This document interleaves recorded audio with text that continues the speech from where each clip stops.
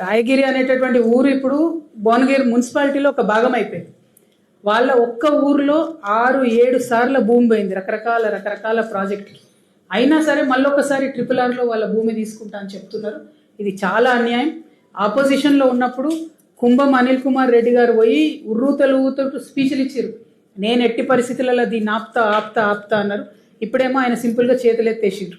అదేవిధంగా కోమటిరెడ్డి వెంకటరెడ్డి గారు కూడా ఆనాడు ఆపోజిషన్లో ఉన్నప్పుడు అసలు ఇంచు కూడా పోనీయని నేను అని చెప్పినటువంటి వ్యక్తి ఇవాళ మంత్రిగా ఉన్నారు. మరి ఇవాళ మాత్రం తను మాట్లాడడం లేదు. అసలు రింగ్ రోడ్ అంటే ఉన్నటువంటి పట్టణాలు మున్సిపాలిటీలు వాటి చుట్టూ తయలేదు రింగ్ రోడ్ అవుతుంది. ఇప్పుడు వీళ్ళు నార్థన్ కారిడార్లో ఏదైతే RRR తలపెట్టిరో ఈ RRR ఏంది మన భువనగిరి మధ్యలోకి వెళ్ళిపోతుంది, చౌటుప్పల్ మధ్యలోకి వెళ్ళిపోతుంది. లిటరలీ చౌటుప్పల్ 2 ముక్కలు అవుతున్నది. గజ్వేల్ మధ్యలోకి వెళ్ళిపోతుంది. అది ఎట్లా రింగ్ రోడ్ అవుతుంది? ఇంకొక మాట కూడా మనం దయచేసి ఆలోచన చేసుకోవాలి. అలైన్మెంట్ ఒక్కొక్క దగ్గర నార్థన్ పార్ట్లో అయినా సదర్న్ పార్ట్లో అయినా 3 నుంచి 4 సార్లు మారింది అలైన్మెంట్. ఫస్ట్లో RRR అని తలపెట్టినప్పుడు మేము NHAతో మాట్లాడినప్పుడు వాళ్ళు మాకేం చెప్పారంటే మేము శాటిలైట్లకి వెళ్ళి చేస్తాం.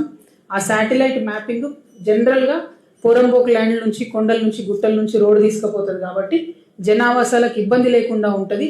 ఇదే బైబుల్, ఇదే ఖురాను, ఇదే భగవద్గీత మేము ఒక్కసారి శాటిలైట్లకి వెళ్ళి మ్యాప్ గీసినామంటే దీన్ని మార్చేటోడు లేరని వాళ్ళు చెప్పారు అన్నాడు. మరి తీరా చూస్తే ఒక్కొక్క దగ్గర 2 times, 3 times, 4 times అలైన్మెంట్ మారినటువంటి పరిస్థితి ఉన్నది. అన్ఫార్చునేట్లీ ఇది కేవలం నాయకుల అవినీతి కోసం మాత్రమే ఈ అలైన్మెంట్ మారింది అనేటటువంటిది స్పష్టంగా తెలుస్తున్నది. ప్రతి జిల్లాలో అదే పరిస్థితి. మేము మెదక్ పోయినాం, మేము మహబూబ్ నగర్ పోయినాం, అక్కడ సేమ్ పరిస్థితి. పెద్దల భూములు కాపాడతారు, పేదల భూములకి వెళ్ళిపోతుంది. చౌటుప్పల్లా సేమ్ పరిస్థితి. ఈ వెంచర్లు తప్పియడానికి, కాలేజీలు తప్పియడానికి అలైన్మెంట్ మార్చుకొని పేదల భూములకి వెళ్ళిపోతున్నాయి. రాయగిరిదైతే మరీ దారుణం. ఆల్రెడీ హైకోర్టు ఆర్డర్ ఇచ్చింది ఇన్నిసార్లు ఒక్కొక్క ఊర్లోకి వెళ్ళిపోవద్దు అని చెప్పి. ఆ హైకోర్టు ఆర్డర్ని ఆధారం చేసుకొని ముఖ్యమంత్రి గారు ఇన్వాల్వ్ కావాల్సినటువంటి సందర్భం వచ్చింది.